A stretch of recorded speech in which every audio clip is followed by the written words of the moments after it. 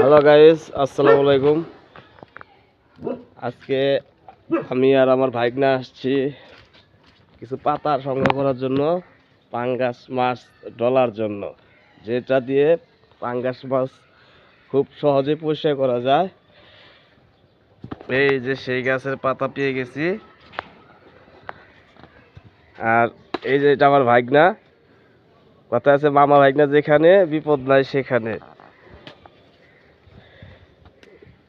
জায়গাটা জঙ্গলে ভরা, সাপ টাপে আনাগোনা আছে।